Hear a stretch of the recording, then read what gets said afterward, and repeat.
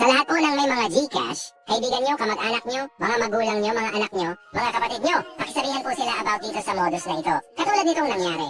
Ito siguro si Kuya, dati na niyang alam ang number ni nanay. So kung halimbawang hindi alam ni Kuya ang number ni ate, ang gagawin niya o ang gagawin nila ng kanyang mga kasamahan ay makikipag-transact or magkakash in sila kay nanay para makuha nila yung cellphone or GCash number ni nanay.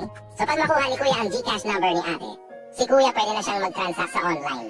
Halimbawang bibili ng ticket or may bibili sa shopping online or magbabayad ng kahit ano paman or mga billing niya, ang gagamitin niya ay yung number ni ate. So pag ang ginamit niya yung number ni ate, siyempre hihingi niya ng OTP. So paano niya makukuha yung OTP? So ito ang ginawa ni Kuya para mapicturean niya yung cellphone ni ate habang nakikipag-transact sa kanya na kunwari ay nagpa-GCash or nagpa-cash in. So kukunin niya kay nanay yung cellphone, ipipicture ni Kuya yung cellphone. So hindi pala pupunta si Kuya or hindi pala ipipicture ni Kuya yung transaction nila. Pupunta pala si Kuya sa message or text message para makita yung OTP at yan ang kanyang ipipicture.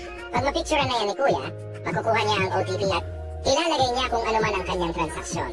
At magiging successful ang kanyang transaksyon. Kaya makakaltasan si nanay ng walang kamalay-malay. So pakishare po ito guys.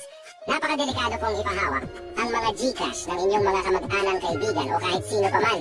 Kahit kayo, wag niyo pong ipahawak ang inyong mga GCash.